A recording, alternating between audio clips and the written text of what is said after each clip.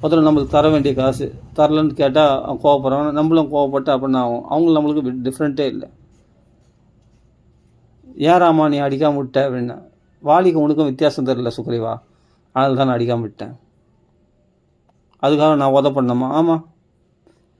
உனக்கு அவனுக்கு என்ன டிஃப்ரெண்ட்டு? வாலிக்கும் சுக்ரீவனை பார்த்து ராமர் சொல்கிறார், சுக்ரீவா உனக்கு அவனுக்கு வித்தியாசம் தெரியல, 2 பேரும் ஒரே மாதிரி இருக்கீங்க, 2 பேரும் அடிச்சிங்கன்னு சொல்லிட்டு விட்டு வந்துட்டேன்.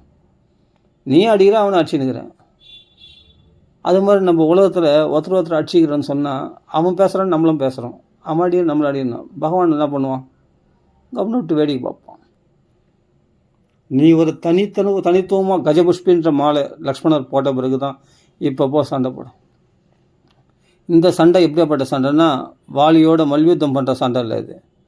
இந்த சண்டை வந்து என்னன்னா பொறுமையை கடைப்பிடிக்கிற சண்டை, ராமருக்கு பிரியமாக நடந்துக்கிற சண்டை. இந்த ராமருக்கு பிரியமாக நடந்துக்கிற சண்டையில் வந்து ராமர் ஜெயிப்பார், நீ ஜெயிக்க வேண்டாம். ஸ்ரீராம ஜெயம். ராமர் ஒரு பானம் போட்டார், வாலியை வீழ்த்திட்டார். இப்போ நடந்த சண்டை என்னென்னா, முன்னாடி நடந்த சண்டை வந்து என்னென்னா பலப்போர், வா சண்டைக்கு வாடா அப்படின்னு சொல்லிட்டு வீம்புக்கு போனது யார்? சுக்ரீவன். ஏன்னா ராமர் இருக்கிறாரு, நம்ம தெய்வ பலம் இருக்குன்னு சொல்லி தைரியத்தில் போனான். கடைசியில் என்னென்னா செம்மடி வாங்கிட்டு வந்தான். அப்படின்னு என்ன, நம்ம காமக்ரோதத்தில் தோத்துறோன்னு அர்த்தம் முதல்ல. 2வது போகும்போது என்னென்னா லக்ஷ்மண சுவாமி, லக்ஷ்மணா லக்ஷ்மி வர்த்தனகா. இந்த பொறுமை, சாந்தம், கருணை இதெல்லாம் லக்ஷ்மி கடாட்சம் பொருந்தியவர்களுக்கு தான் பொருந்தும். அப்போ அந்த கஜபுஷ்பின்ற மாலை லக்ஷ்மணனுடைய அனுகிரகம் பெற்றால் தான், பலராமர் அனுகிரகம் தான் கிருஷ்ண அனுகிரகம் கிடைக்கும். சைதன்ய மகாபிரபு, நித்யானந்த பிரபுனுடைய அனுகிரகம் தான் சைதன்ய மகாபிரபுக்கு அனுகிரகம் கிடைக்கும் சொல்கிறாங்க இல்லையா? அதான் உண்மை. அதுமாதிரி லக்ஷ்மணர் அனுகிரகம் இருந்தால் தான் ராமருடைய அனுகிரகம் பரிபூர்ணமாக கிடைக்கும். அப்போ ராமர் ஒரே பானத்தில் வீழ்த்திட்டார் வாலியை. அப்போ எதிரிகளை எப்படி ஜெயிக்கணும்னா, இப்போ நான் வெளிப்புறமான சண்டை கிடையாது, இது ஆந்தரிகமான, இது ஆத்மார்த்தமான சண்டை. அந்த சண்டையில் நம்ம பொறுமையினால் ஜெயிக்கணும், அன்புனால் ஜெயிக்கணும், கருணையினால் ஜெயிக்கணும் உலகத்தை அப்படின்றத சொல்லி கொடுக்கறது தான் 2வது சண்டை. முதல் சண்டை போடும்போது 2 பேரும், நீ உனக்கு அவனுக்கு வித்தியாசம் தெரியல, நீயும் கோவப்படுற அவனும் கோவப்படுறான், அதனால் நான் வந்து வரமாட்டேன். அப்போ ராமர் வரமாட்டார். இது வந்து தானே தத்துவார்த்தமாக புரிஞ்சுக்கணுன்னா இதெல்லாம் வந்து நம்ம மகான்கள் வாக்கில் உபன்யாசம் கேட்டால் தான் தெரியும் அதெல்லாம். அப்போ முதல்ல போட்ட சண்டை வேறு, 2வதுல போட்ட சண்டை வேறு. ஆமாம், 2வது வந்து சுக்ரீவனுக்கு வாலிக்கு நடந்த சண்டை வந்து விஷயமே வேறு. இப்போ செப்பரேட்டாக தருறான் யார்? ஏன்னா கஜபுஷ்பின்ற மாலை வாலிகையில் கிடையாது, அவங்களுக்கு இந்திரனால் அளிக்கப்பட்ட மாலை தான் கழுத்தில் இருக்குது அவனுக்கு. அந்த ஹாரம், அந்த மாலை அது இருந்தால் எதிராளியுடைய பலம் பாதி பலம் வந்துடும். ஆனால் கஜபுஷ்பின்ற போட்ட மாலை வந்து லக்ஷ்மணரால் போடப்பட்ட மாலை. அந்த மாலை வந்து என்னென்னா சுக்ரீவன் கழுத்தில் மின்றது. அப்போ சுக்ரீவன் டிஃப்ரெண்ட்டாக தெரியுறான். அது மாதிரி நம்ம இந்த உலகத்தாரோடு சேர்ந்து இல்லாமல் நம்ம டிஃப்ரெண்ட்டாக இருக்கணும். ஒரு பாகவதர்னா, ஒரு பாகவத தர்மங்களை கடைப்பிடிக்கிறவங்க டிஃப்ரெண்ட்டாக இருக்கணும். அவங்கள மாதிரி காய்ச்சி மொச்சின்னு கத்திக்கிட்டு இழிவான வார்த்தைகளை பேசுகிற மாதிரி நம்ம இழிவான வார்த்தைகள் பேசணும். அப்புறம் பாகவதன்றதுக்கு என்ன தான் லட்சணம்? நாம் எப்படி இருக்கணும்? நம்ம குருவை ஆசிரிச்சவங்க இல்லையா? பகவானே குருவாக ஆசிரிச்சிருக்கிற நாம் அவர்கள மாதிரி மட்டமாக நடந்துக்கலாமா? நீ விட்டு கொடுத்து போகிறதுனால என்ன குறைஞ்சிட்டேன் அப்படின்னு நம்ம ஒவ்வொரு விஷயத்துலையும் நம்ம தரம் தாழ்ந்தவர்களாக நடந்துக்காமல் தரம் உயர்த்தி நம்ம ஒவ்வொரு விஷயத்துலையும் நம்ம பார்த்தோம்னா, சே அதெல்லாம் அற்பர்கள் மயங்கக்கூடிய விஷயம். நாமெல்லாம் உயர்ந்த பாகவத தர்மத்தில் இருக்கிறோம், பகவான் பார்த்து கொண்டு இருக்கிறான். இந்த விஷயம் நமக்கு ஒவ்வாதது. இந்த அற்ப விஷயத்துக்கு கோவப்படக்கூடாது, இந்த அற்ப விஷயத்துக்கு மயங்கக்கூடாது, இந்த அற்ப விஷயத்துக்கு பேராசைப்படக்கூடாது, இந்த அற்ப விஷயத்துக்கெல்லாம் டென்ஷன் ஆகக்கூடாது. நாம் எப்படியாப்பட்ட பாகவத தர்மத்தில் இருக்கிறோம் அப்படின்னு ஒரு நிமிஷம் மனசு உறுத்துச்சுன்னா, இது வந்து தவறிட்ட பிறகு அப்புறமா ஃபெயிலியர் ஆகிட்ட பிறகு அப்புறம் வருந்தி பிரயோஜனம் இல்லை. ஆனால் திருத்திக்கணும். தவறிட்டோம், அதுக்கு பிறகு என்ன பண்ண முடியும்? ஒன்றும் பண்ண முடியாது. அது பிறகு என்ன பண்ண, இனிமேல் என்ன பண்ணணும்? திருத்திக்கணும். அது மாதிரி விஷயத்தில் ஈடுபடக்கூடாது, அது மாதிரி விஷயத்தில் நாம் கோவப்படக்கூடாது. நாம் பகவானே, நீ தான் பகவானே, எனக்கு பொறுமையை கொடுக்கணும், எனக்கு அஜாக்கிரதையாக இருக்கிற என்னை ஜாக்கிரதை, நீ எனக்குள்ளே இருந்து ஜாக்கிரதையாக இருந்து இது மாதிரி மாயிலிருந்து என்னை விடுவிக்கணும், இந்த காமக்ரோத லோபங்களில் விழாதபடி என்னை காப்பாற்றணும் அப்படின்ட்டு பகவான்களை பிரார்த்தனை பண்ணிக்கணும். அதுக்கு தான் நிறைய நாமா சொல்லுன்னு சொல்லுது. ஏன்னா நாம பலத்தினால்தான் அந்த நிதான புத்தி வரும், அப்போ யோசிக்கிற புத்தி வரும், சமயோசித புத்தி. அந்த சமயத்தில் அந்த யோசனை வரும். இல்லைன்னா டக்குன்னு அவசரப்பட்டு அப்புறமா யோசிப்போம். முன்னாடி தப்பு பண்ணிவிட்டு அப்புறமா யோசித்து பிரயோஜனம் இல்லை. ஒவ்வொரு தடவை அப்படி ஃபெயிலியர் ஆகி யோசிச்சு என்ன பிரயோஜனம்? அந்த மாயில் தான் நீ தோத்துட்டியே. அப்போ நமக்குள்ளே பகவான் ஜெயிக்கணும். இப்போ ராம ஜெயம்னு சொல்கிறேன் இல்லையா, ராமர் வாலியை வதம் பண்ணணும். இப்போ நான் எப்படின்னா எனக்குள்ளே இருந்து சுக்ரீவன் சண்டை போடுறான் வாலி கூட, ஆனால் ஜெயிச்சது யார்? ராமர். மறைஞ்சிருந்து ராமர் வதம் பண்ண. அது மாதிரி ராமர் நமக்குள்ளே மறைஞ்சிருந்து, ஆனால் அந்த பொறுமையை கொடுத்து அந்த ஜெயம் யாருக்குன்னா ராமருக்கு ஜெயம். இந்த இடத்துல எனக்கு பொறுமையை நான் கடைப்பிடிச்சேன்னா, அப்பா என் சாமர்த்தியம், நான் பொறுமையை கடைப்பிடித்தேன். அவர் கோவப்பட்டோட நான் கோவப்படலை, நான் மன்னிச்சுன்னு போயிட்டேன். நீ மன்னிக்கலடா ராஜா, அப்போ சுக்ரீவன் ஜெயிக்கலடா ராஜா. ராமர் தான் அந்த ஒரே பானம் போட்டு அங்கே வெளுத்துந்து வாலியை. உன்னுடைய பொறுமை இல்லை, உனக்குள்ள அதிபலோ ராமக, அந்த ராமருடைய பலத்தினால் உனக்கு ஜெயம் கிடைச்சிது. அந்த பொறுமையை கடைப்பிடிக்க முடிஞ்சது, கோபப்படாமல் இருக்க முடிஞ்சது, அது காமப்படாமல் இருக்க முடிஞ்சது. எவ்வளோ அழகான உலக அழகியே இருந்தாலும் அதை பார்த்து மயங்காமல் இருக்கிறதுக்கு காரணம் என்னென்னா ராமர் உனக்குள்ளே இருக்கிறார். ராம ஜெயம் இருக்கிற இடத்துல காம ஜெயம் உண்டாகும். அப்போ அது மயங்கலை. அதே மாதிரி பேராசை, பணத்துக்காக அல்பமாக பேசுறது. சக்கரவர்த்தி சாம்ராஜ்யத்தையே தூக்கி போட்டு போனார். கைகேயி எத்தனைக்கும் இவரை நாட்டை விட்டு துரத்துறதுக்கு அன்பாக பேசினா, ஆனால் சரி நான் அப்புறம் போகிறேன்னு சொன்னோடனே இல்லை இப்போ கிளம்புன்னு அவசரப்படுத்துகிறா கைகேயி. அப்போ எவ்வளோ சுயநலவாதியாக யோசிக்கிறாவோ. ஆனால் அந்த இடத்துலையும் நான் ரிஷிபஸ்துல்யம், ராமனுடைய வார்த்தைக்கு ரெண்டாவது வார்த்தை கிடையாது, ஒரே வார்த்தை தான், ஒரே சொல் தான் ராமனுக்கு. சொன்ன வார்த்தையை நான் மீற மாட்டேன். நான் காட்டுக்கு போக சொல்கிறீங்கள, சீதை இடத்துலையும் கௌசல்யம்மா இடத்துல தெரிவிச்சுக்கிற வரைக்கும் பொறுத்து கொள்ளுங்கள், நான் உடனே கிளம்புறேன்னு சொல்லிட்டு ராமர் கிளம்புறார். வனவாசம் மகோதயம்னு கிளம்புறார் சந்தோஷமாக. அப்படி ஏன்னா அல்பமான புத்தி நீ கைகை மந்திரை, நீங்கள் அல்பமான புத்தியுடர்கள். நீ எப்போவுமே பணத்திலே குறியாக இருப்பீங்க. நீங்கள் ராஜ்யத்தை, ஐயோ ராஜ்யம் எங்கே, பரதன் இருக்கும்போது பரதன் வந்தான்னா பரதன் ராஜ்யத்தை ராமர் குத்துருவானோ அப்படின்ற பயத்தில் உடனே ராமரை கலப்பிடணும். ராமர் இல்லாத போது பரதம் வந்தால் தான் ராஜ்யத்தை ஏற்றுப்பான் அப்படின்னா நீ பிளான் போடுற, உன் குறுக்கு புத்தி, உன் குருட்டு புத்தி. ஆனால் ராமர் அப்படி கிடையாது. பரந்த மனநோக்கம் கொண்டவர், வெளிச்சமாக யோசிக்கக்கூடியவர். இந்த இருட்டு மனசோடு யோசிக்கிறவர் கிடையாது. ஏம்மா எனக்கு வேணாம்மா, எனக்கு பரதன் இல்லை, எவன் சொன்னாலும் நான் ராஜ்யத்துக்கு வரமாட்டேன். 14 வருஷம் நான் தண்டகாரண்யத்தில் வாசம் பண்ணி தான் தீருவேன். நான் வனவாசம் மேற்கொண்டு 14 வருஷம் முடிஞ்சிட்டு பிறகு தான் நான் வருவேன். இதுதான் ராமருடைய குணம். நான் எடுத்த முடிவுலேருந்து பின்வாங்க மாட்டேன். நீ பயப்படுறியா? பரதம் பரதம் நான் ஏதோ பரதம் வந்தால் அவனுக்கு நானே பட்டாபிஷேகம் பண்ணுறேன்னு சொன்னதுனால உடனே பரதம் வந்தால் அவன் ஏதாவது அம்மாவை சமாளித்து நம்ம ராஜ்யத்தை வாங்கி கொடுத்துருவான் அப்படி எதிர்பார்க்குறேன்னு நினைக்கிறீங்களா? ராமனுடைய வார்த்தைக்கு ரெண்டாவது வார்த்தை கிடையாது. நான் எதையும் எதிர்பார்த்து ஒன்று நான் சொல்லலை. என் கையால் பரதன் பட்டாபிஷேகம் பண்ணால் எனக்கு சந்தோஷமாக இருக்குமே. என் தம்பிக்கு எது கேட்டாலும் நான் கொடுப்பேன். பரதனுக்கு கேட்டால் என் உயிரே கேட்டால் கொடுப்பேன்.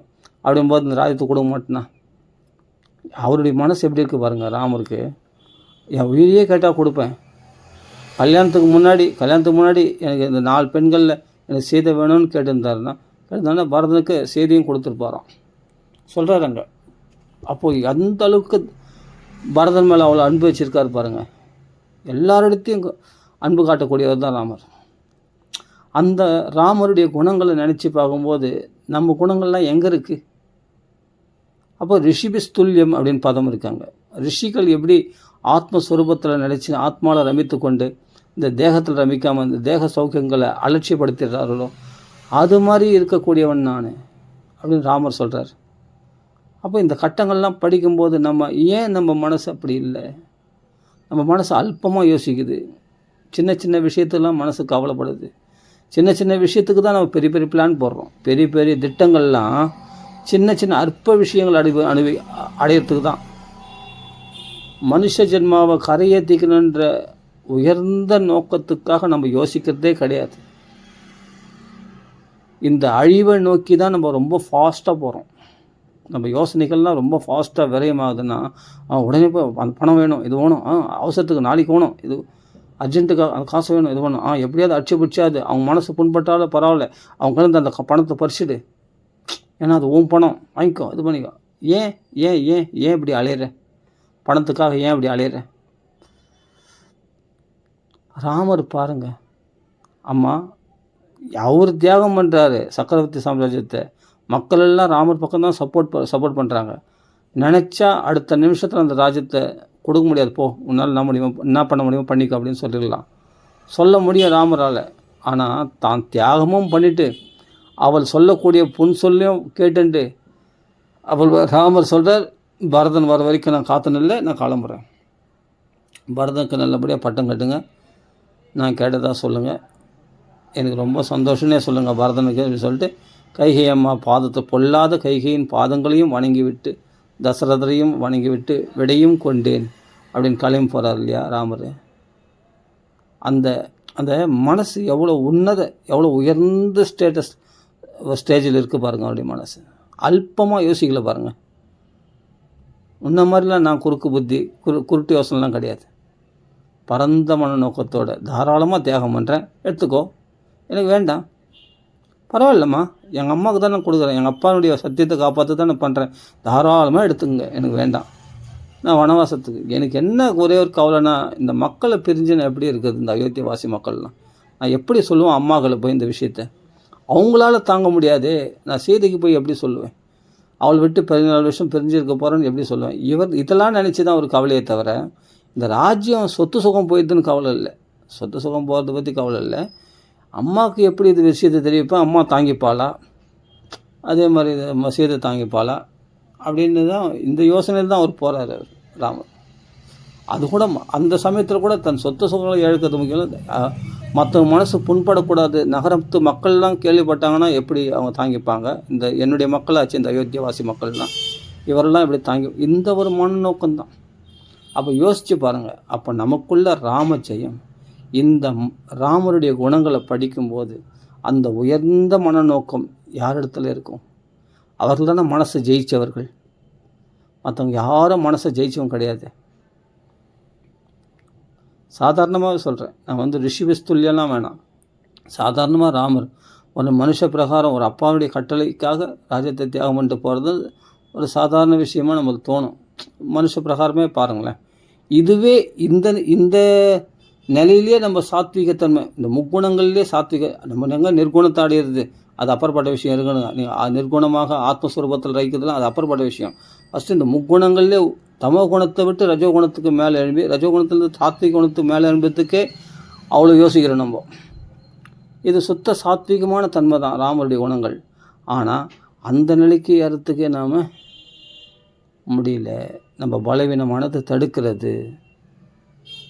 நம்ம மனசு சொல்கிற பேச்சு கேட்கக்கூடாது. மனசுக்கு விரோதமாக இருந்தாலும் பரவாயில்லை, ஆனால் மற்றவங்க மனசு புண்படுத்தாமல் நம்ம வாழ பார்க்கணும். அப்படின்னா எப்படி இருக்கும் யோசிச்சு பாருங்கள். அப்போ குறை யார் மேலே சொல்லுவேன்? அவங்க மேலே தான் குறை. அவங்க தான் கோவம் மூட்டினாங்க, அதனால் கோவப்பட்டேன். அவங்க பணத்தை ஏமாத்தாங்க, அதனால் தான் நான் அவங்கள போய் கடுமையாக பேசி அந்த பணத்தை வாங்கினேன். அப்புறமா நீ என்ன ஜெயிக்கிறது? ஏம்மா, இந்த வாழ்க்கையே ட்ரைனிங் சென்டர் தான்ப்பா. இந்த இல்லறமே இந்த குடும்ப சூழ்நிலை, இந்த சூழ்நிலைகள்லாம் தான் உனக்கு காமக்ரோத ஜெயத்துக்கான சூழ்நிலைகள். அதான் வந்திருக்கு. அதை நீ ஃபேஸ் பண்ணலன்னு சொன்னால், அதை ஃபேஸ் பண்ணி நீ ஜெயிக்கலன்னு சொன்னால், அப்புறமா நீ எதில் ஜெயிக்க போகிற? நீ அப்புறம் எப்படி நீ காமக்ரோதத்தை ஜெயிச்சவன்ற பேர் எப்படி எடுப்ப? அப்போ நீ பகவான் எப்படி அடைவ? எந்த பக்குவமும் இல்லாமல் பகவான் நேராக டிஷ்ஷுன்னு காட்சி கொடுப்பாரா? உனக்கு எந்த பக்குவமும் இருக்காது. அதே சமயத்தில் மற்ற ஜீவராசியும் மதிக்க மாட்டேன். ஆனால் பகவான் மட்டும் உனக்கு கருணை காட்டணும். நீ மட்டும் யாரத்திலும் கருணை காட்ட மாட்டேன். நீ கடினமான ஹிருதயம் உடையவனாக இருப்ப இல்லையா? நெஞ்சு தைக்கலை, உறுத்தலை. நம்ம போய் தெய்வத்துக்கு முன்னாடி நிற்கிறோமேன்னு நம்ம மனசை உறுத்தலை. நம்ம தெய்வத்துக்கு முன்னாடி நிற்கிறதுக்கு தகுதியா அப்படின்னு நம்ம யோசிக்க வேண்டாம்.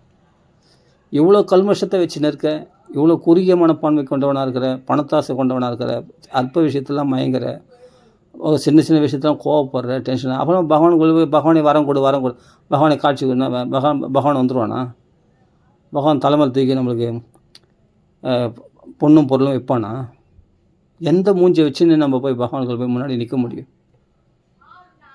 அப்போ இப்படிப்பட்ட ராமாயணத்தை படிச்சுட்டு, இப்படிப்பட்ட பாகவதத்தை படிச்சுட்டு, அப்புறமா அந்த குணங்களை சம்பாதிக்கலை, நல்ல குணங்களை நம்ம அந்த பாகவதனாக நடந்துக்கலைன்னு சொன்னால், அப்புறமா நம்ம எந்த முகத்தை வச்சுட்டு பகவான் முன்னாடி போய் நின்று பகவான்கள் பிரார்த்தனை பண்ண முடியும்?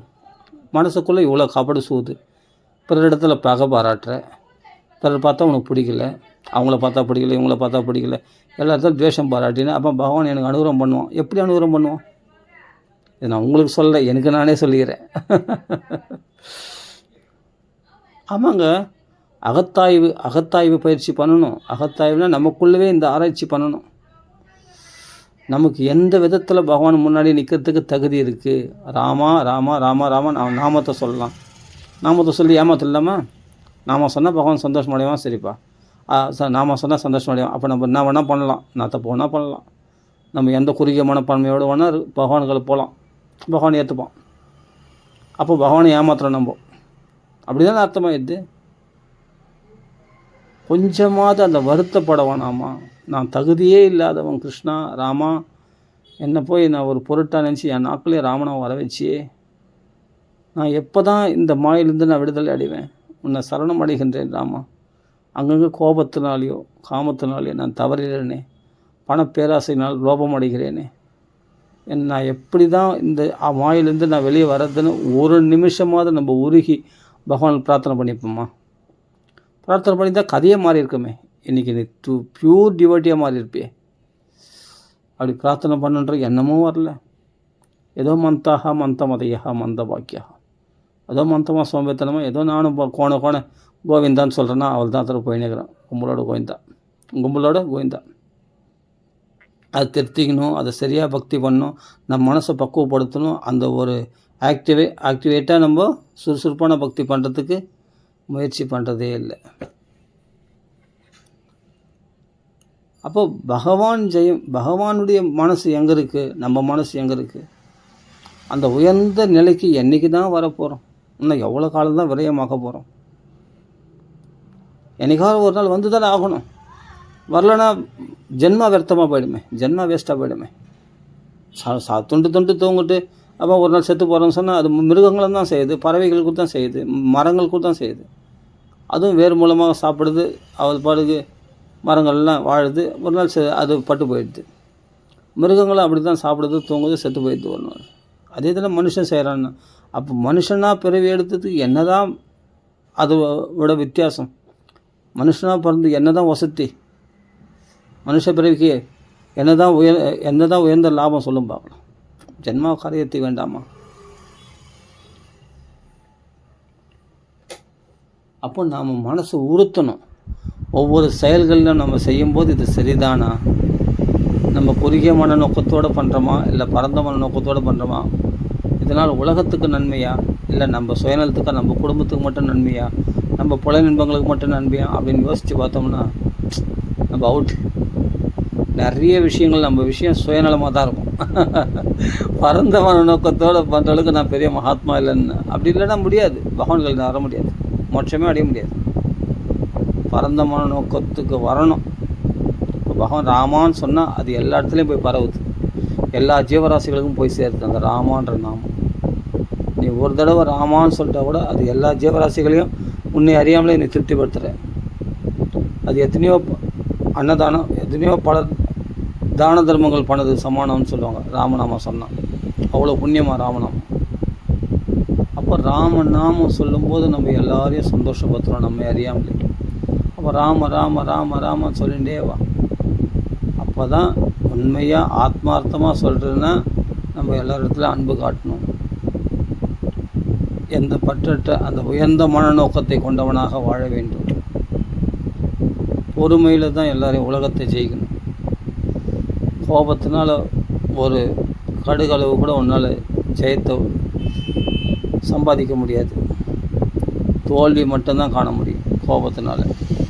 கோபத்தினால என்ன ஆகுனா காரியத்துக்கு எடுத்துக்கிறான் பாரு, அதான் லாபமாக.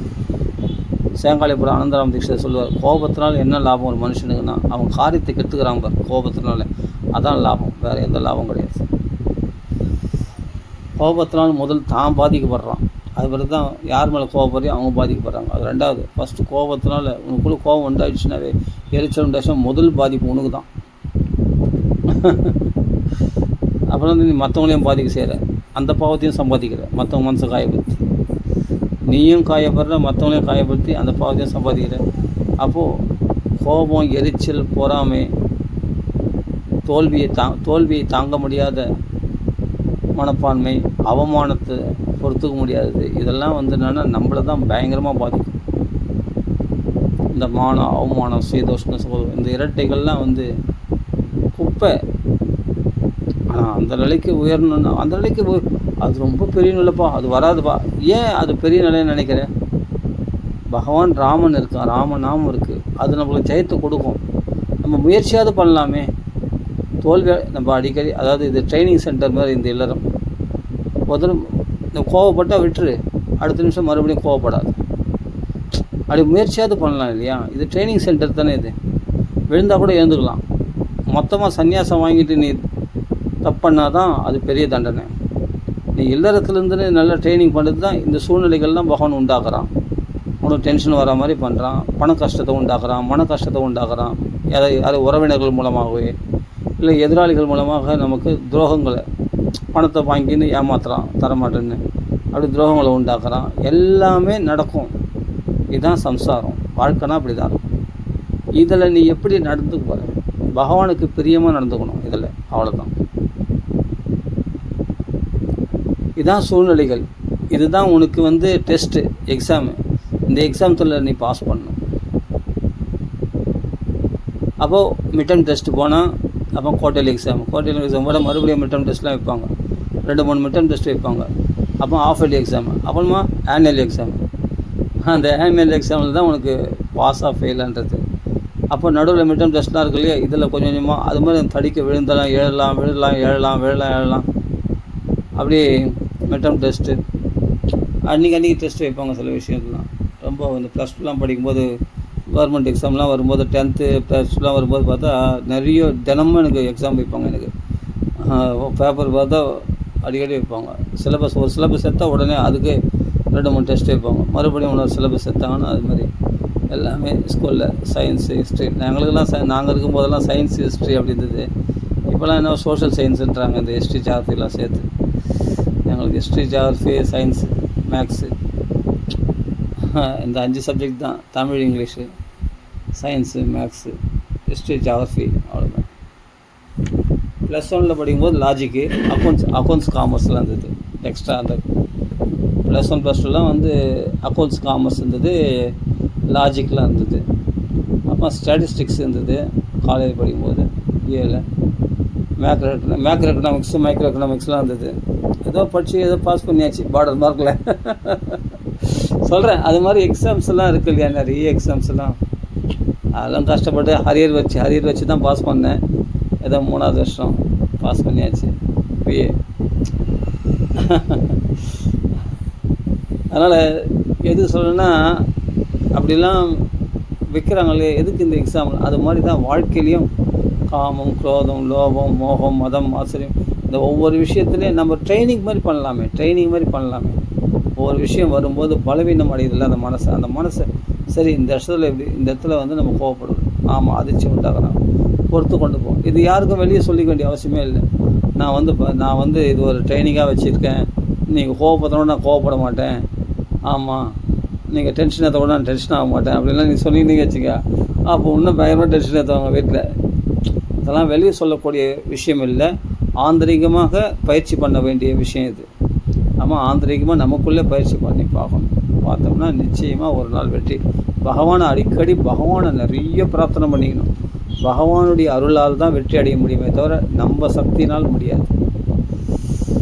10 யோஜனை தொலை தாண்டுவேன், 2 யோஜனை தொலை தாண்டுவேன், 5 யோஜனை தொலை தாண்டுவேன்னு சொன்னவங்கலாம் யாரும் தாண்டலை. எது சமுத்திரக்கரையில் ஆஞ்சநேயர் சுவாமி என்ன 100 யோஜனை தொலை தாண்டிட்டு இது என்ன ஒரு 100 இன்னும் எத்தனையோ 100 யோஜனை தொலை தாண்டுவேன். ஏன் மற்ற வானர்களால் தாண்ட முடியல, ஆஞ்சநேயர் மட்டும் தாண்டினார் அப்படின்னா? மற்ற வானர்கள்லாம் தன்னம்பிக்கை தன்னை நம்பினார்கள். அதனால் அவங்களால இவ்வளோ தான் முடியும் தங்களுடைய சக்தியை குறிப்பிட்டு தன் சக்தியை வச்சு அவங்க சொன்னாங்க 5 யோஜனை தொலை நட முடியும், 10 யோஜனை தொலை தாண்ட முடியும் அப்படின்னு. ஆனால் ஆஞ்சநேயர் நினச்சது என்னென்னா பகவானுடைய சக்தியை நினச்சி பார்த்தார். ராமனுடைய சக்தி, ராமருடைய பலம்னா அதிபலோ ராமகா, அதிகமான பலம் கொண்ட ராமருடைய பலத்துக்கு முன்னாடி இதெல்லாம் ஒன்றுமே கிடையாது. இந்த 100 யோஜனை தொழிலாம் ஒன்றுமே இல்லை அப்படின்னு நினச்சார். இப்போ ராமருடைய பலத்தினால அப்படின்னா கோஷ்பதி குருத வாராசி, பசுங்கொளம்படியில் உள்ள தண்ணீரை தாண்டுற மாதிரி சுலபமாக தாண்டிட்டாரான். எதை? கடலை. லங்கைக்கு போய் சேர்ந்தார். அப்போ மனுஷ பலத்தை நம்புறனா அது ஒரு குறிப்பிட்ட அளவு, அதுக்கு அளவு உண்டு. ஆனால் பகவான் அனந்த பலம் கொண்ட பகவானுடைய ராமருடைய பலத்தை நம்பும்போது அது எல்லையற்ற பலமாகி எடுக்கிறது.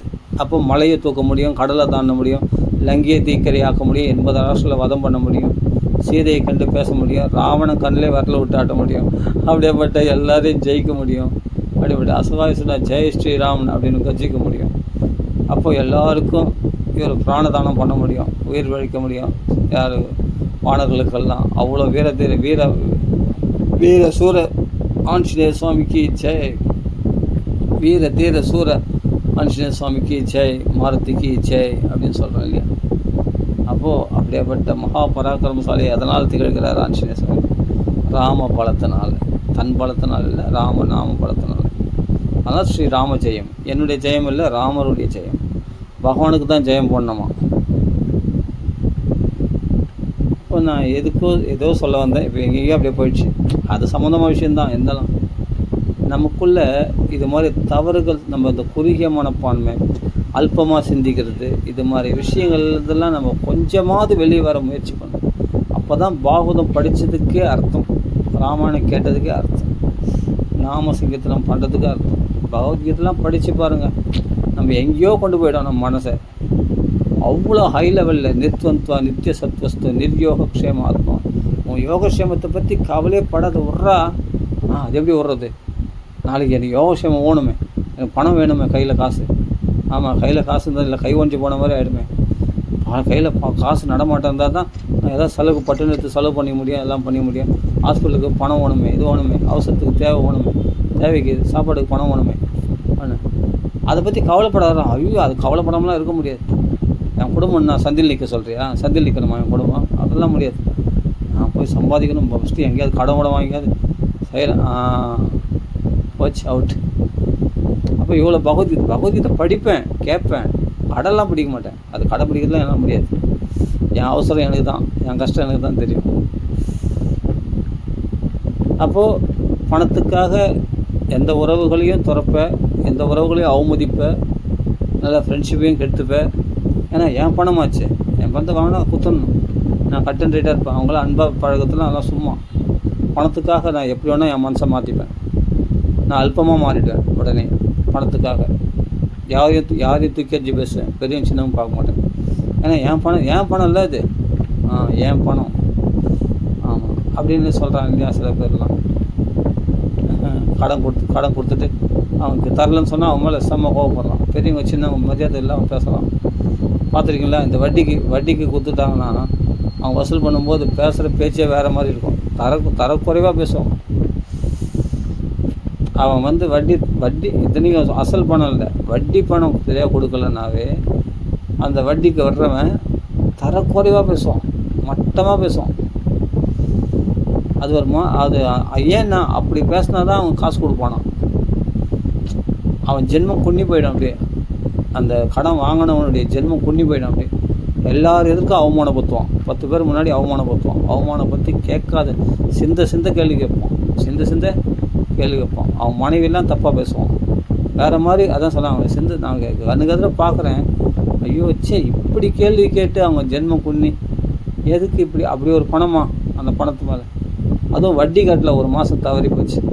அதுக்கு அவனை அவ்வளோ சிந்த கேள்வி கேட்டு கேவலமாக இந்த பழுப்பழகத்துக்கு அப்படி இப்படின்னு ஒரு மாதிரி பேசுகிறான். வீட்டில் இருக்க பெண்களை வச்சு பேசுகிறான். அப்படி அதுதான் அவன் ஜென்மம் குன்னி போகுது. உடனே அவன் என்ன பண்ணுறான்? இது மாதிரி கேட்குற கேள்வி தாங்க முடியாமல் தான் சில பேர் தப்பான முடிவு சூசைட் பண்ணிடுறாங்க. அது மாதிரிலாம் ஆயிடுச்சு. பணம் இல்லை, என்ன பண்ண முடியும்? அது மாதிரி. அப்போது எவ்வளோ அல்பமாக நடந்துக்கிறான் பாரு அந்த வட்டி கொடுத்தவன், அந்த வட்டிக்கு காசு கொடுத்தவன். எவ்வளோ அவருக்கு என்ன வேணால் பண்ணுவாங்க. உடனே வீட்டில் இருக்கிற பொருளை தூக்கி போயிடுவாங்க, வீட்டை காலி பண்ண சொல்லுவாங்க, எல்லாம் பண்ணுவாங்க.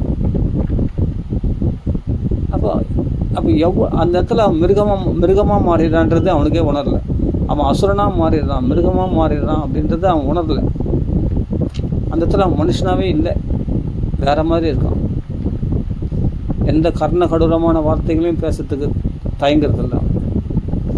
அப்போ அதை கேட்குறவனுக்கு எவ்வளோ ஜென்மம் கொடுக்கும். ஏன்டா இவங்கள் நம்ம கடன் வாங்கணும், இந்த பேச்செல்லாம் நம்ம கேட்கணுமா, நம்ம குடும்பத்தில் இருக்கிறவங்களாம் கேட்கணுமா, இவ்வளோ பேர் முன்னாடி நம்மளை அசிங்கப்படுத்துகிறாங்களே அப்படின்னு சொல்லி என்ன பண்ணுவான், எங்கேயாவது கடன் உடன் வாங்கி இல்லை வீட்டு பத்திரத்தை கொண்டு போய் அடமானம் வச்சு இல்லை நகைகள்லாம் வச்சு மறுநாளே எடுத்து அந்த பணத்தை தான் கொடுத்துருவோம். அப்போ தான் அப்படி தான் வசூல் பண்ணுவாங்க. நிறைய பேர் பார்த்துருக்கேன் இந்த வட்டிக்கு வரவங்களாம். இது மாதிரி சிந்த கேட்டு நான் பார்த்தது நான் ரொம்ப பார்க்கல, ஒரு 2-3 பேர் பார்த்தது. அது மாதிரி 2-3 பேர், சில பேர்த்தெல்லாம் கேள்விப்பட்டது, பார்த்தது 1-2 தான், அவ்வளோதான். இது மாதிரிலாம் கேவலமாக கேட்டு அந்த பணத்தை வாங்கணுமான்னா அது கூடாது. ஏன்னா மனுஷன் பணம்ன்றது ஒரு ஜடம், ஒரு மனுஷன்றது ஒரு உயிர், அவன் சைதன்யம் உள்ளவன். அவனை போய் இவ்வளோ இகழ்ச்சியாக பேசுறது பகவானே பொறுத்துக்க மாட்டான்.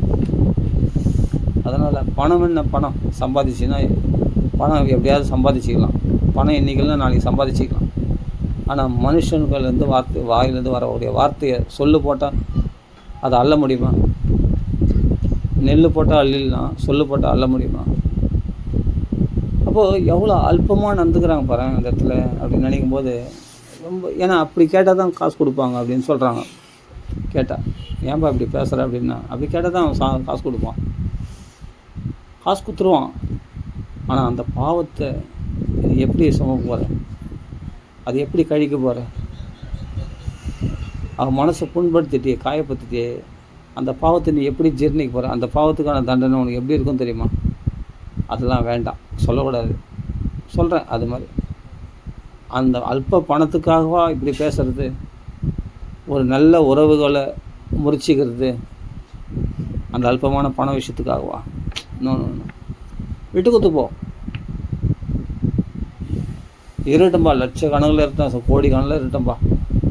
ஆனால் ஒருத்தர் மனமுறிவு ஏற்படுற மாதிரி நடந்துக்கிறது பகவான், அது பகவானால் பொறுத்துக்க முடியாது.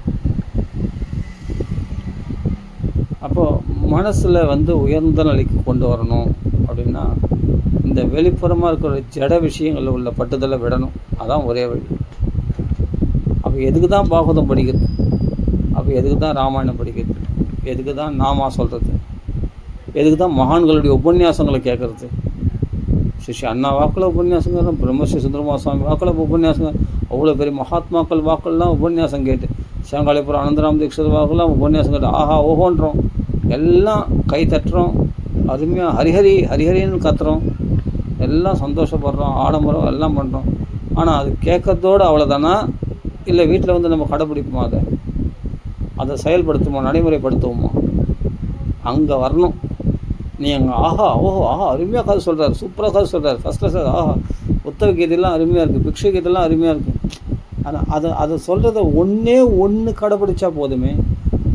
பரதயோகேஸ்வர சரித்திரம்லாம் சூப்பராக இருக்குன்ற, பிரகலாத சரித்திரம் சூப்பராக இருக்குன்ற, துருவ சரித்திரம் எல்லாம் ஆஹா ஓஹோ, கிருஷ்ணலிகள்லாம் அருமையாக எல்லாம் அந்த ஆஹா ஓஹோன்றது அது வரைக்கும் தானா? அந்த கதை கேட்குற வரைக்கும் தானா? அது நடைமுறைக்கு சாத்தியம் இல்லையா? அது எப்படி ஒன்றும் புரியல. அது பக்தரில் தான் கேட்கணும். ஆனால் வாழ்க்கையில் பார்த்தா ஒரு சின்ன ஒரு 10 ரூபா காசு கூட நான் விட்டு கொடுக்க மாட்டேன், நான் என் சுயநலத்தில் தான் குறியாக இருப்பேன் அப்படின்னா நீ கேட்ட பாகவதெல்லாம் வேஸ்ட் ஆச்சு. அப்போ பிணத்துக்கு பண்ண அலங்காரம் போல் வேஸ்ட்டு, கலர் நிலத்தில் விதைக்கப்பட்ட விதை போலும், சாம்பலில் பண்ண ஹோமம் போலும், எல்லாமே விரத்தம் தான். ஆமாம், ஓட்ட குடத்தில் ஊற்ற தண்ணி மாதிரி எல்லாம் வேஸ்ட்டாக போய்டும். கேட்டது ஒன்றும் பிரயோஜனம் இல்லை, ஏன்னா அனுபவத்துக்கு வரலையே உனக்கு தான்.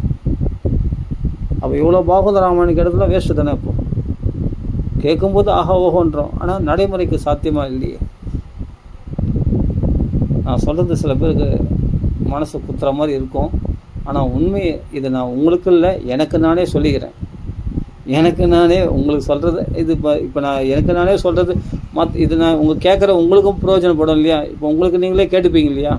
எல்லோரும் கேட்டுப்பீங்க இல்லையா? எல்லோரும் தங்கள் மனசாட்சி கேட்டுப்பீங்க இல்லையா? இப்போ என் மனசாட்சி கேட்டுக்கிற மாதிரி உங்கள் மனசாட்சி நீங்கள் கேட்டுப்பீங்க இல்லையா? அதுக்காக தான் இது உபன்யாசமாக போகிறதுக்கு காரணம். புரிஞ்சுங்க, அவ்வளோதான். அவ்வளோ பாகவதம் கேட்டு, இவ்வளோ உபன்யாசம் கேட்டு, இவ்வளோ நல்ல விஷயங்கள்லாம் காதில் சிரவணம் பண்ணி, தூய நிலையில் அவ்வளோ பாகவத பாராயணங்கள்லாம் கேட்டு எல்லாம் பண்ணிவிட்டு, ஆனால் மனசு அல்பமாக இருக்குதுன்னு சொன்னால் பகவான் எவ்வளோ வருத்தப்படுவான் நம்மளை பார்த்து. தேவரெல்லாம் எவ்வளோ வருத்தப்படுவாங்க. இவன் தான் மித்யாஸ்வ ஜென்ம ஜனனி ஜனி துக்க பாஜா, இவனை புவி பசு சமம் இதே மிருக சுபாவம் கொண்டவனாகிய இவன் மனுஷ சுபாவமே இல்லையே. அப்போ எங்கள் மகாத்மாக்களுடைய சுபாவம், தேவ சுபாவம்லாம் எனக்கு எங்கேருந்து வரப்போகுது? பகவத் சுபாவம்லாம் எங்கேருந்து வரப்போகுது? ரிஷிகளுக்குரிய சுபாவம்லாம் எனக்கு எங்கே வரப்போகுது? இவன் மனுஷனாகவே இல்லையே. ஃபஸ்ட்டு பசு சமம், மிருக சுபாவம் கொண்டவனாக, கோபப்படுபவனாக, எரிச்சல் விட்டு போவர்களோடு இவனும் எரிச்சல் படுபவனாக, இப்படி மிருக சுபாவம் கொண்டவனாக இருக்கிற இவனுக்கு பசு சமம், பூமி பார ரூபம், இவெல்லாம் பூமிக்கு பாரம் அல்லவா? இவனால் யாருக்குமே எந்த லாபமும் கிடையாது. தன் சுயநலம் மட்டுமே கருத்தில் கொண்டு இருக்கிறவன் மிருகங்கள். அதுக்கு ஈவிரக்கம் பார்க்காம ஒரு உயிரை அடிச்சு சாப்பிடும் ஒரு மானை. அந்த மிருகம் மாதிரி தான் நீயும். ஒரு உயிரை பற்றி கவலைப்படுறதில்ல. எனக்கு தேவை, என் சுயநலம் தான் முக்கியம். அவன் என்னடா இது போல் புண்பட்ட சொல்கிறமே, அவன் எதாவது பண்ணிக்கினான்னா என்ன கஷ்டம், அதை பற்றி கவலை இல்லை. என் சுயநலம் நிறைவேறணும், அவ்வளோதான். எனக்கு பணம், நான் கொடுத்த பணம் திரும்பி வரணும், அதுக்காக என்ன வேணால் பேசுவேன் இல்லையா? அப்போ நீ மிருகம் ஒன்று தானே. அதான் பசு சமம் அப்படின்றாங்க தேவரெல்லாம். திவி தேவ சமாஜ முக்கியா. எதனால்னா பாகவதத்தை கொஞ்சமாவது காதலை கேட்கலன்னா அதை கேட்டு அதை உணரணும், அதை உள்ளுக்கு வாங்கணும், அனுபவத்துக்கு வரணும். நிறைய கதை படிக்கணும். பரதகுஷ சரிதம், பிக்ஷுகீதை, உத்தகீதை நிறைய இருக்குது, பிரகலாத சரித்திரம். அதில் ஏதாவது ஒரு கதையாவது நம்ம கடைப்பிடிக்கணும் அப்படின்னு நினச்சிட்டோம்னா அப்போ பாகவதம் உங்களுக்கே சொந்தம். பகவான் உங்களை விட்டு விலகவே மாட்டான். அப்போ தான் சத்தியஹிருத்தி அவருத்துது. அப்போ தான் ஹிருதயத்தில் உடனே உட்காருவான். அது வரைக்கும் ஹிருதயத்தில் உட்கார மாட்டான். உட்காந்த மாதிரி ஆனால் உட்காரல. பகவான் ஹிருதயத்தில் உட்காந்துட்டான்னா அக்ஞானம் வெளியே போயிடுமே. பகவான் உள்ளே வந்துட்டான்னா அறியாமை வெளியே போயிடுமே. அவித்யா காம கர்மபிகி, ஆசைகள் கர்ம வினைகள் எல்லாம் வெளியே போயிடுமே. அறியாமை எல்லாம் வெளியே போயிடுமே. ஹிருதயத்தில் உட்காந்த மாதிரி ஆனால் உட்காரல. உட்காந்தா நம்ம மனசு சுத்தமாக இருக்குமே, நம்மளை நாம் பக்குவப்படுத்திப்போமே. எப்போ தான் நம்ம பக்குவம் அடையுது, எப்போ தான் நம்ம ட்ரைனிங் எடுக்கிறது, எப்போ தான் நம்ம இந்த காமகுரதங்களை ஜெயிக்கிறது? இன்றைக்கி முடிவெடுப்போம். இனிமேல் ஒவ்வொரு இன்சிடெண்ட் நடக்கும்போது, ஒவ்வொரு விஷயத்துலையும் நான் தவற மாட்டேன், பகவானுக்கு பிரியமாக தான் நடந்துப்பேன். இது பகவானுக்கு பிடிக்குமான்னு கேட்பேன், பகவானுக்கு பிடிக்காது. இந்த குறுகிய மனப்பான்மை, பரந்த மன நோக்கம் தான் பகவானுக்கு பிடிக்கும். நீ கேட்கவே கேட்காது. பகவானால் கொடுக்கப்பட்டது தன்னாலே உனக்கு வரும். நீ எல்லாத்துலேயும் போய் அல்பத்தனமாக எல்லாத்துலேயும் போய் கேட்கறதுனால தான் நீ ரொம்ப அல்பமாக போகிற. மக்களும் ஒன்று அல்பமாக சிந்திக்கிறாங்க. நம்ம நடத்தை தான் காரணம். நம்ம ஒரு வாஸ்தவமாக, ஒரு கௌரவன்றது உண்மையான கௌரவமாக இருக்கும். பொய் கௌரவம் இருக்குது பற்றியா? எனக்கு மதிப்பு கொடுக்கணும், எனக்கு மரியாதை கொடுக்கணும், என்னை அவமதிச்சிட்டா நான் தாங்க மாட்டேன் அப்படின்னு, இதெல்லாம் பொய் கௌரவம். உண்மையான மரியாதை கேட்காம கிடைக்கணும். உண்மையான மரியாதை கேட்காம கிடைக்கணும். நம்ம கேட்டு கிடைக்கக்கூடாது. நம்ம கோபத்தினால, அதிகாரத்தினால மரியாதையை பிடுங்கக்கூடாது மற்றவங்களுக்கு. அது தன்னாலேயே நமக்கு உலகம் கொடுக்கணும் அந்த மரியாதை நமக்கு. அப்படி அன்பாக நடத்தணும் இல்லையா? அதுதானே பாகவதம் சொல்லிக் கொடுக்குது. அப்போ நம்ம நடந்துக்கிற விதம், எல்லார் காலையும் போய் பாதத்தை கழுவுற புத்தி வருமா? அந்த பணிவு. அப்படியேப்பட்ட கிருஷ்ணன் பகவானே எல்லார் பாதத்தையும் அலம்பந்தால்தான் ஊஞ்சலை எவ்வளோக்கு பின்னாடி தள்ளுறோமோ அவ்வளோக்கு ஊஞ்சல் முன்னாடி வரும். அதுபோல் எல்லார் பாதத்தையும் அலம்புனதுனால தான் கிருஷ்ணர் அவருக்கு முதல் பூஜை அக்கர பூஜை கொடுத்தார். எல்லாரையும் வணங்கினதனுடைய பலன்தான் எல்லாராலும் வணங்கப்படுபவன். நான் யாருக்கும் வணங்க மாட்டேன், எல்லாரும் என்ன வணங்கணும் அப்படின்னு நினைக்கிறவன் எல்லாராலையும் நிந்திக்கப்படுவான் அப்படின்னு ஸ்ரீ அண்ணா சொல்கிறார் இல்லையா? தக்ஷன் அப்படி தான் நிந்திக்கப்பட்டான் எல்லாராலையும். ஆனால் கிருஷ்ண பரமாத்மா எல்லாரும் பாதத்தையும் அலமந்தால அவர் உயர்வாக அக்கர பூஜையில் முதல் பூஜைக்கு உரியவராக அவர் போற்றப்பட்டார் அல்லவா? நீ முதல் தெய்வமாக முழுமுதற் கடவுளாக கிருஷ்ணனை போற்றுக்கிறதுக்கு காரணம் என்ன? அப்படி அவனுடைய குணங்களால் தலை சிறந்தவனாக விளங்குறதுனால ராமச்சந்திரமூர்த்தி இன்றைக்கி குணாபிராமன் அப்படின்னு சொல்கிறோம். சகல கல்யாண குணங்களும் பரிபூர்ணமாக இருக்கிற ராமச்சந்திரமூர்த்தி அப்படின்னு அந்த குணங்களில் தானே நம்ம மனசு மெல்ட் ஆகிடுது. அந்த ராமர்னா கிருஷ்ணன் சங்கு சக்கரெல்லாம் காமிச்சாரா, அதிசயங்களை பண்ணாரா, அற்புதங்களை பண்ணார்? ஒன்றும் இல்லை. அவருடைய குணங்களில் மனசு அப்படியே மெல்ட் ஆகிடுது. ராமருடைய குணங்களை கேட்கும்பொழுது இப்படிப்பட்ட கருணை உள்ளவரா, இப்படிப்பட்ட ஒரு ஏமாளியா, சூப்ப நகரத்தில் போய் நம்ம வாழ்க்கை வரலாறுலாம் சொல்கிறாருன்னா அப்படி ஒரு ஏமாளியாக இருப்பார். அப்படி ஒரு கபடமே தெரியாதா? இப்படிப்பட்ட ஒரு சத்தியசந்தன்ற பேரில் இப்படி தன்னை ஏமாந்து தன்னை அப்படியே தியாகம் பண்ணுறாரு. இப்படிப்பட்ட ஒரு சத்தியசந்தரா, இப்படிப்பட்ட ஒரு பித்ருவாக்கிய பரிபாலனம் பண்ண பித்ருபக்தியா, இப்படி ஒரு மாத்திரு பக்தியா, இப்படிப்பட்ட ஒரு சொதார நிஷ்டையா, இப்படிப்பட்ட ஏகபத்தி விரதலாம் ஆச்சரியமாக இருக்குது. இப்படிப்பட்ட ஒரு பிராத்திரிடத்தில் சகோதரத்தில் பாசம், இப்படிப்பட்ட ஒரு பாசமா லக்ஷ்மணருக்கு அப்படி பண்ணுறாரு. லக்ஷ்மணன் விட்டு பிரிய மாட்டாரு. அப்போது ஒரு குரங்கடத்தில் போய் கூட இவ்வளோ அனுகிரகம் பண்ணுறாரு. அவன் பரிசோதிக்கிறான். அந்த பரிசோதனைக்கு உட்பட்டு அவனுக்கு நம்ப வச்சு அப்போ சுக்கிரீவனுக்கு அவன் வாழ்க்கையை வாழ வைக்கிறதுக்கு இவர் பரிசுக்கு உட்படுறாரு ராமர். இது என்ன நியாயம்? சால மரங்கள்லாம் பிளக்கிறாரு, அந்த துந்திவி உடலை தூக்கி எறிகிறாரு, எலும்பு கொடுவேன் அசுத்தமாக, எலும்பு தொட்டாலே உடனே ஸ்நானம் பண்ணணும். அப்படிப்பட்ட அசுத்தமான வஸ்து அந்த துந்திவி உடம்பை தூக்கி எறிகிறார். யாருன்னா சுக்கிரீவன் நம்புறதுக்காக. ஏன் இவ்வளோ இறங்கி போகிற ராமர்? அதான் ராமருடைய குணம். மற்றவங்க கருவம் போடா, நீ நம்ம பாடி போடும், உன்னால் எனக்கு ஆவேந்தில்லை, உன் மனைவியோடு உன்னை சேர்த்து வைக்கிறது, உன் ராஜ்யத்தை பெற்றுத்தரத்துக்கு நான் முயற்சி பண்ணுறேன், நம்ம பெரிய ஒரு வானரை நீலாம் எனக்கு என்ன பரிசு பண்ணுறியா பட அப்படின்னு நம்மளாக இருந்தால் நம்ம அப்படி பேசுகிறோம். நம்ம இவெல்லாம் ஒரு ஆளா, இவன் நம்மளை இது பண்ணுறான், நம்ம அதுக்கு உட்பண்ணமா அப்படின்னு சொல்லுவோம். ஆனால் ராமர் அப்படி கிடையாது. அவன் வானரன் இல்லை, அவன் என் நண்பன் அப்படின்னு சொல்லி அவனுடைய நம்பிக்கை உண்டாக்கணும். அவன் சூழ்நிலையை புரிஞ்சுக்கிட்டு அவன் வாலினுடைய பலத்தையே பார்த்து பழக்கப்பட்டவன். என் பலத்தை பார்த்ததில்லைல்ல, ஒரு தடவை பார்க்கட்டும்னு சொல்லிட்டு தன் பலத்தை காண்பிச்சு அவன் நிரூபணம் பண்ணி இப்போ நம்பிக்கை வருது. அப்புறமா தான் தோல் மேலே கை போட்டுன்னு அவனுக்கு ராஜ்யத்தையும் வாங்கி கொடுத்து வாலியை வதம் பண்ணி அதே சமயத்தில் மனைவியும் சேர்த்து வச்சு சந்தோஷமாக வாழ்க்கை பார்க்குறார் ராமச்சந்திரமூர்த்தி. அந்த வாழ்க்கையை கொடுத்தது யார்? ராமர். இவனால் ஆக வேண்டியது ஒன்றுமே இல்லை. அது சுக்கிரீவனே உணர்ந்துட்டான். அப்பா அம்மா பின்னாடி உணர்ந்துட்டு தான் சொல்கிறான், என்னால் ராமருக்கு ஆக வேண்டியதாக இருக்கா, நான் போய் சீதையை மீட்டு கொடுக்கணுமா? இது என்ன ஒரு நாடகம் அப்படின்னு லக்ஷ்மணத்தில் சொல்கிறாரு. அவர் போய் என்னை நம்பியிருக்கிறாரா? இதெல்லாம் ஒரு நாடகம் இல்லை அப்படின்னு. அப்போ லக்ஷ்மணர் கோபத்தோடு வந்த லக்ஷ்மணர் சிரிச்சிட்டார். புரிஞ்சுங்க நான் விஷயத்தை. ஏன்னா லக்ஷ்மணர் கோபம் உண்மையான கோபம் கிடையாது. லக்ஷ்மணன் கோபப்படுறதுன்னா சுக்ரீவனை ராம கைங்கத்தில் ஈடுபடுத்துறதுக்காக கோவப்பட்டார். ரொம்ப நாள் நீண்ட நாள் ஆச்சு, சீக்கிரம் வரணுன்னா வரலையே அப்படின்னு. ஆனால் அப்போ நம்ம புரிஞ்சுக்கினாருன்னு தெரிஞ்ச உடனே சுக்ரீவன் லக்ஷ்மணன் சிரிச்சிட்டாரு. சபாஷ், நீ புரிஞ்சுக்கினே, எங்கள் அண்ணா மாதிரியே நீ புரிஞ்சுக்கின விஷயத்த, சரி வான்னு சொல்லிட்டு 2 பேரும் பல்லக்கில் வராங்க. சுக்கிரீவன் லக்ஷ்மணன் ஒத்துமையாக வராங்க. இதெல்லாம் நாடகம் தானே. இதெல்லாம் லக்ஷ்மணன் கோவப்படுறதே நாடகம் தான். உண்மையிலே லக்ஷ்மணன் கோபமே கிடையாது. கருணையினால் கோபப்படுவார். தன் பிள்ளைகளிடத்தில் ஒரு அப்பா அம்மா கோவப்படுற மாதிரி கோவப்படுவார். லக்ஷ்மணர்களுடைய கோபம் அப்படிப்பட்ட கோபம் தான். அதை புரிஞ்சுக்கணும். ராமருடைய கருணை எல்லையற்ற கருணை, அவ்வளோ சாந்த ஸ்வரூபி.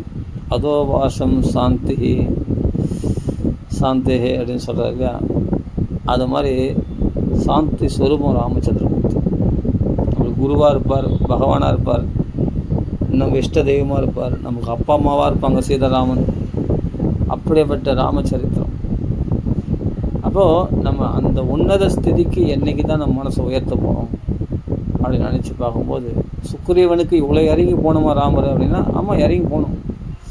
அதனால தான் ராமர் புகழ் இன்றைக்கு வரையும் நம்ம படிச்சுன்னு இருக்கிறோம், புகழை பாடினு இருக்கிறோம். ஒரு அகல்லி கூட பதிதியாக போயிட்டா, அவள் திமுரு, அவள் கெட்டு போயிட்டான், அவள் தண்டனை அனுபவிக்கிட்டான் அப்படின்னு விட்டுடலாம் இல்லை. அவள் என் தாய்க்கு சமமானம். ராம நாமத்தை சொல்கிறான். அவள் ஏதோ தெரிவிதான் வருத்தப்படுறா, உடனே அவளை மன்னித்து தன் பாதத்தூளியனாலே அவள் பவித்திரமாக்கி அவள் உன்னத ஸ்திதி அடைய வச்சு பதிவிரதைகளை ஒருத்தியாக மாற்றி அவளை இழந்த கற்பை மீண்டும் பெறும்படி செய்து பதிவிரதைகளை ஒருத்தியாக மாற்றி அந்த அகலியை அவள் கையால் போட்ட சாப்பாடு அன்பாக ஒரு தாய் கௌசல்யமாக போட்ட சாப்பாடு மாதிரி சாப்பிட்டு போகிறார் ஒரு பாட்டுக்கு ராமலக்ஷ்மணர்கள். இதுதான் ராமருடைய குணம். யாரையும் பாவியாக ஒதுக்கிறது கிடையாது ராமன். அந்த பாவிகளையும் பரிசுத்தமாகி பதித்த பாவனை சீதாராம். அவர்களும் பரிசுத்தமாக அவர்களை திருத்தி நல்வழிப்படுத்தி அவர்களை வாழ வச்சு பார்க்குறது தான் ராமருக்கு அழகு. அப்படி ஏழ்மையாக போயிட்டான் ஒரு வானரன் நம்மளை பரீட்சை பண்ணுறான், நம்மளை இது பண்ணுறான்னா அதில் அவனுடைய குறைகளை நீக்கி அவனை நிறைவுடையவனாக மாற்றி அவன் நம்பிக்கை உடையவனாக செய்து சிறந்த பக்தனாக மாற்றி அவனை வாழ வச்சு அவன் குடும்பத்தோடு சேம வாழ்ச்சி பார்க்குறது தான் ராமருடைய குணமே. அகல்ய குடும்பத்தை வாழ வச்சாரா, சுக்கிரீவனுடைய குடும்பத்தை அனாதையாக தவிச்சவங்களெலாம் போய் பதித்த பாவனை சீதாராம். இப்படி பதித்தரெல்லாம் போனவனெலாம் பாவனமாக்குறது தான் ராமருடைய குணம். சுக்கிரீவனையும் சந்தேக பிறவியாக இருந்தால் அவனை நம்பிக்கை வரும்படி செய்து அவனை சிறந்த பக்தனாக மாற்று தான் ராமருடைய. இதெல்லாம் இந்த வேலைலாமல் ராமர் செய்யணும்னா, ஆமாம் அதான் ராமர். அதனால தான் ராமாயணம் இன்றைக்கும் படிக்கிறோம். ஒரு வேடு வச்சு அவள் கிடக்கிறான்னு விடாமல் அவள் ராமநாம சொல்லிட்டு எனக்காக பழத்தை பார்த்து பார்த்து வச்சு காத்தனுக்கான அந்த எச்சில் பழத்தை ரசியோடு சாப்பிட்டாராம். அந்த வேடு வச்சு கொடுத்த அந்த சபரி பாட்டி கொடுத்த பழத்தை. அதான் ராமருடைய குணம். அவளுக்கு சந்தோஷத்தை கொடுக்கணும். அவள் உடனே உன் தபஸ்லாம் நிறைவேறினது தான் உன் ஆசை பூர்த்தியாச்சா அப்படின்னு கேட்குறாரு. ரொம்ப பூர்த்தியாச்சு, சந்தோஷமாகிடுச்சு. உனக்கு என்ன வர வேணும் கேளு, என்ன வேணாலும் தரேன். எங்கள் மதங்க மகரிஷி எங்கள் குருநாதரை போய் சேவை செய்யணும், ததாஸ்துன்ட்ட. அதான் அவள் மோட்சத்தை எடுத்துட்டா. சபரி மோட்சத்துக்கு சாட்சி போதனாக இருந்தார் ராமச்சந்திரன். இப்படி ஒவ்வொருத்தருக்கும் பகவான் அவர்களால் ஆக வேண்டியது இல்லைன்னா கூட சரணம் கதோஸ்மி நாதமிச்சதி அப்படின்னு சொல்லிட்டு சுக்குரியனை போய் நாதனை அடைஞ்சாராம். என்ன ஒரு நாடகம் இது, என்ன லீலை! இதாங்க குணாபிராமன். இது மாதிரி லீலைகள் கபடமாக கிருஷ்ணன் நடிகலாம் நினைக்கிறோம். இல்லை, ராமரத்துலேயே நிறைய இது மாதிரிலாம் ஆச்சரியப்படுற மாதிரி செய்துவார். வெளிப்புறமாக அதிசயம் காமிட்டார், அந்த குணங்களால் அதிசயப்பட வச்சுடுவார். ராமருடைய குணங்கள் பார்த்தா இப்படி நடிக்கிறாரு. சீதை நிமித்தம் மரமைக்கு சீதையை பார்த்து மற்ற சீதை. ஈஸ்வரனுக்கு ஏது பிரிவு உறவு எல்லாம் அப்படின்னு நம்ம பார்க்குறோம். ஆனால் அடுத்த நிமிஷம் பார்த்தா மகாபராக்கிரமசாலியாக விராதனை வதம் பண்ணுறார், கபந்தனை வதம் பண்ணுறார், எல்லாம் பண்ணுறார். அப்புறமா ஜடாய்க்கு சுதந்திரமாக ஜடாய்க்கு மோட்சம் கொடுக்குறாரு. அப்போ இவ்வளோ நாள் புலம்புலாம் போய் தானே ஒரு ஈஸ்வரனால் தான் மோட்சம் கொடுக்க முடியும். எப்படி ஜடாய்க்கு மோட்சம் கொடுக்க முடியும்? ஈஸ்வரன் தான். ஆனால் சீதைன்னா நான் புலம்புவேன். அப்போ என் பக்தரை நினச்சி நான் புலம்புவேன். அடுத்த நிமிஷம் நாடகம் டக்குன்னு மாறிடுறான். அடுத்த நிமிஷம் மோட்ச நாயகனாகி ஈஸ்வரனாக காட்சி அளிக்கிறான். ஜடாயு மோட்சம் பிரம்ம சம்ஸ்காரம் பண்ணுறார் ராமர். என்னையா இது, ஆச்சரியமாக இருக்குது.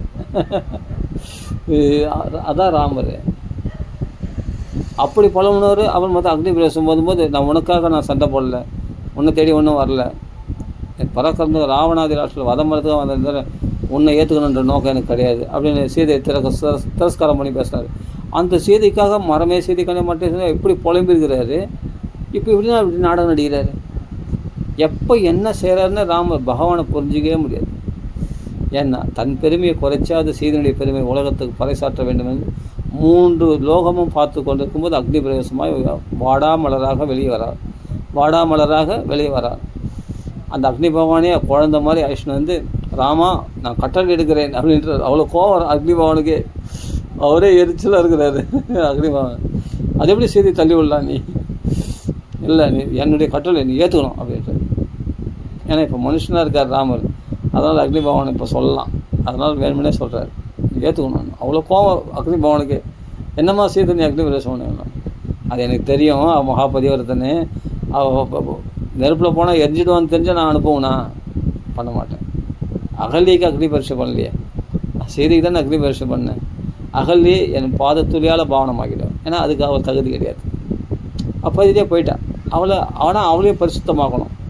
அவள் பரிசுத்தமானவள்னு உலகத்தை தெரிவிக்கணும். அப்போ என் பாதத்துளியால் பரிசுத்தமாக்கி அவளையும் நான் உலகத்தில் பதிவரதையை நிலைநாட்டுவேன். அதே மாதிரி சீதையும் பவித்திரமானவள் அப்படின்னு எப்படி நிலைநாட்டோம்னா அவள் தகுதி உள்ளவள். அப்போ அவளை அக்னியில் புடமிட்டு எடுத்துட்டு அவள் மகாபதிவிரதம் உலகம் முழுவதும் அறிய நிரூபிச்சிட்டேன். ஏன்னா அக்னியிலிருந்து வாடாமலை வெளியே வந்துட்டாள். அப்போ மகாபதிவிரதம் தெரியுது இல்லையா? அப்படி தன் பெருமை குறைச்சிருந்தாவது அவர்களுடைய புகழை நிலைநாட்ட பகவான் செய்வார். அகல்யமானாலும் சரி, அது சீதையானாலும் சரி, அவருடைய பதிவிரதா தர்மத்தை உலகத்துக்கு பறைசாற்றக்கூடியது ராமனுடைய கடமை. அவங்களுக்கு ஏற்ற மாதிரி பரீட்சை வைப்பார். அதுதான் ராமருடைய குணம். பதிதியாகவே போயிட்டவளை வந்து தன் பாதத்துளியினால் மட்டும் பாவனமாக்கி, ஆனால் அவள் வீட்டில் சாப்பிட்டு போகிறதுனால உலகத்துக்கு என்ன காட்டுறாருன்னா அவள் வீட்டில் நானே சாப்பிடணும், அவள் மதிப்பு, அவள் இறந்த கப்பை மீண்டும் பெற்றுவிட்டால் மகா பதிவரதை அவள் அப்படின்னு உலகத்துக்கு காட்டுறாரு இல்லையா? அகல்லி பதிவரதைகள் பேரில் அவளுடைய பேரும் வருது. மந்தோதரி அகல்லி பேரும் வருது இல்லையா? மந்தோதரி மகாபதிவரதன் என்ன எப்படி நிரூபணம் ஆகுதுன்னா சங்கு சக்கர கதாதாரே போய் அங்கே காட்சி கொடுக்குறாரு. என்னடா அது ராவனுக்கு அந்த காட்சி கிடையாது, ஆனால் மந்தோதரிக்கு அந்த காட்சி. ஏன்னா இதுலேருந்து தெரிஞ்சுக்கோ அவள் எப்படிப்பட்ட மகாபதிவரதன்னு. பதிக்கு சேவை செய்யறதுனாலே பகவான் அவங்க வீட்டில் போய் தேடி போய் காட்சி கொடுப்பானான் வைகுண்டவாசி. அந்த மந்தோதரிக்கு மண்டோதரி இல்லை, மந்த உதரம் படைத்தவள், அதனால் மந்தோதரின்னு பேர். அங்கே போய் காட்சி கொடுக்குறான் ராமன். அப்போது அந்த தர்மங்களை அங்கங்கே தர்மங்களை கடைப்பிடிக்கிறவங்களை தேடி தேடி போய் அந்த தர்ம ரக்ஷகி ரக்ஷதி அப்படின்னு சொல்கிற மாதிரி தர்மத்தை அப்படி ரட்சிக்கிறானே பகவான். அந்த தர்மத்தில் இருக்கிறவங்களே ரட்சிக்கிறானே பகவான். தேடி தேடி போய் காப்பாற்றுறானே, அவர்களுக்கு போய் அனுகிரகம் பண்ணுறானே. இதுதான் ராமாவதாரத்தினுடைய பெருமை. சரி, எங்கேயோ ஆரம்பித்து எங்கேயோ போயிடுச்சு. அதனால் நம்ம இப்படிப்பட்ட சரித்திரங்கள்லாம் படித்து அந்த ராமனுடைய புகழ், மகான்களுடைய புகழெல்லாம் பாடி அவருடைய அனுகிரகத்தினால பகவானுக்கு நிறைய பிரார்த்தனை பண்ணி நம்ம மனசை பக்குவமானதாக மாற்றிக்கொள்ள வேண்டும். அல்பத்தனமான சிந்திக்காமல் உயர்ந்த நினைவுகளோட, தரமான நினைவுகளோட, பரந்த மனநோக்கத்தோடு பார்க்கும் மனப்பான்மை நாம் சம்பாதிக்க வேண்டும். அதுதான் நான் எனக்கு நானே சொல்லிக்கிறதா சொல்கிறேன். ஆனால் எல்லாருக்கும் போய் ரீச் ஆகணும். எல்லாம் அவங்கவுங்களுக்கே சொல்லிக்கோங்க. இப்போ நான் சொல்கிறத அப்படியே மனசில் வாங்கி உங்களுக்கு நீங்களே கேள்வி கேளுங்க. அந்த தனக்குள்ளே ஆராய்ச்சி பண்ணுங்கள். நாம் இதெல்லாம் நம்ம சரியாக கடைப்பிடிக்கிறோமா, இந்த பாவத்தெல்லாம் கேட்டு அப்படின்னு யோசித்து பாருங்கள். அப்போ தான் நம்ம மனசை நாமளே தலை குஞ்சிடும். அப்படியே உறுத்தணும் நல்லது, ரொம்ப நல்லது. உறுத்தினா சீக்கிரமாக மாற போகிறீங்கன்னு அர்த்தம். மாறிட்டு நம்ம சீக்கிரம் பகவான்களை தகுதியானவர்களாக போய் பகவான் முன்னாடி நிற்போம் இல்லையா? பகவான் கருணையினாலேயே நம்ம திருத்தப்பட்டு பகவான் கருணையினாலே அவன் முன்னாடி போய் நிற்கணும் இல்லையா? பக்தின்றது உண்மையாக இருக்கணும் இல்லையா? போலி பக்தியாக இருக்கக்கூடாது. அப்போது நம்ம மனசு பக்குவமாக இருக்கணும். பகவான் சாட்சி மாத்திரமாக நம்ம நம்மளை பார்த்துன்னு இருக்கான். நம்ம பண்ண தவறுகள், நம்ம நினைக்கிற நினைவுகள் எல்லாமே, நினைக்க போகிற நினைவுகள் எல்லாமே ராமருக்கு தெரியும். அப்போ அவனுக்கு உண்மையாக நடந்துக்கிறதுக்கு தான் நம்ம முயற்சி பண்ணணும். சீதாபதி ராம ராம ராம ராம ராம. ஸ்ரீ ராமநாம சிங்கத்துக்கு ஜெய், ஸ்ரீமத் பாகவத பகவான் கி ஜெய், சாதுமணிக்கு ஜெய். ராம ராம ராம ராம ராம ராம ராம. ஆஞ்சநேய சுவாமிக்கு ஜெய். ஸ்ரீ ராமநாம சிங்கத்துக்கு ஜெய், ஆஞ்சநேய சுவாமிக்கு ஜெய். ராம ராம ராம ராம. சாதுமணிக்கு ஜெய். ராம ராம ராம ராம ராம.